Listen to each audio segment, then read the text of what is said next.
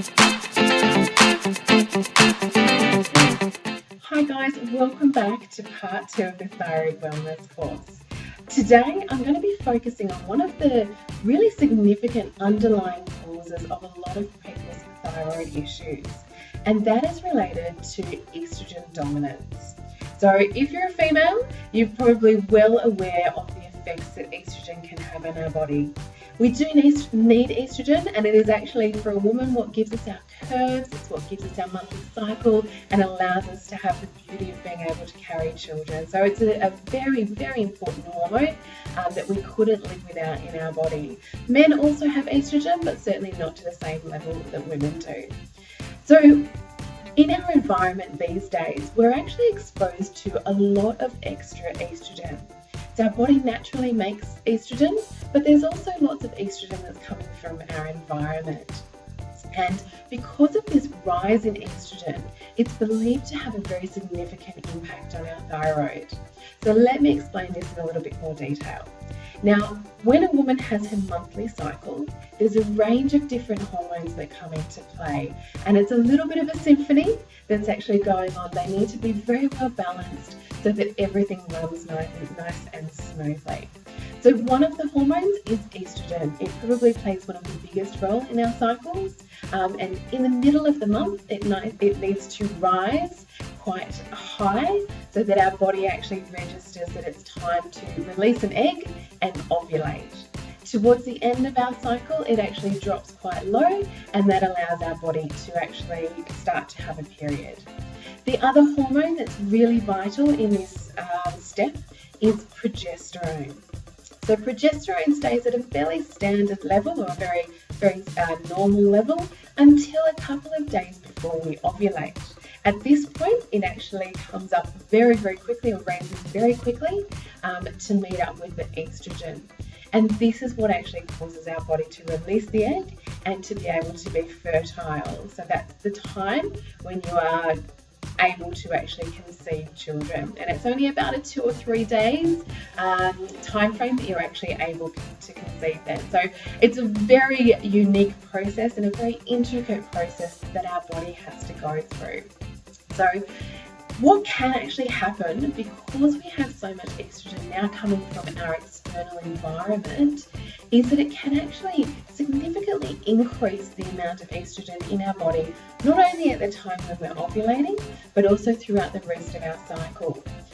This is believed to have a very significant effect or a feedback towards the thyroid gland. All of the glands, or all of the organs that release hormones, are very, very closely linked. The other thing that can happen with estrogen dominance is when our progesterone levels are actually too low. So we may not have incredibly high amounts of estrogen, but we have very low levels of progesterone. So our body's just not functioning within that harmony that it should do, and all of this long term puts a lot of pressure on your thyroid and how those thyroid hormones are being used by the body. So it's really important as a woman to make sure that your cycles are in sync, to make sure that we're not having too much of those external estrogens coming into our body. Where they tend to come from the most is from plastic containers. So if you're drinking out of a plastic bottle all the time, you're eating foods that have been highly processed that come in plastic containers, then you are going to be getting more of what we call those xenoestrogens from our environment. A lot of our water sources also contain quite a much higher amount of the estrogens than they ever have in the past. The other reason why they can be quite high is actually related to our liver function. So our liver is responsible for actually processing any extra hormones or any extra estrogen in our system and removing it out of our body. If that's not working properly, then it can actually slow down this process, and we have a much higher amount of these estrogens in our body. So there's a couple of things that you can actually do, and these are the tips that I'm going to share with you, which are really simple to actually do on a daily basis, and they can make a big difference to your overall hormonal balance. The first thing, and the one that I absolutely love, is magnesium. Magnesium is a product that I use very regularly for a lot of my clients. It's got some great benefits towards balancing out estrogen dominance, in particular if you do have lower progesterone levels. The other main benefit of magnesium is that it helps everything to relax.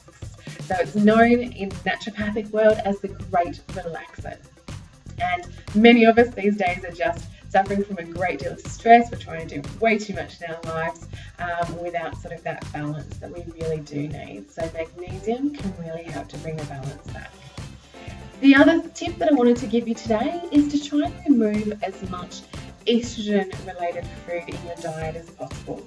A couple of things that we do recommend that you actually try and take out as much of as possible is soy and soy-based products.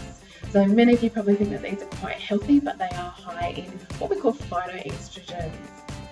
The other food which is also quite high is flax seeds or linseeds.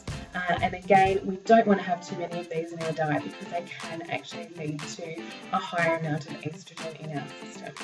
So if you need any more information, there's all of this is in the book, so hopefully you can take away as much from that as possible, but utilize those tips and see how you start to feel and see how you start to notice some big changes in your health.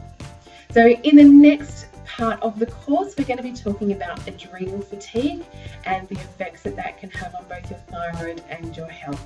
I look forward to seeing you very soon.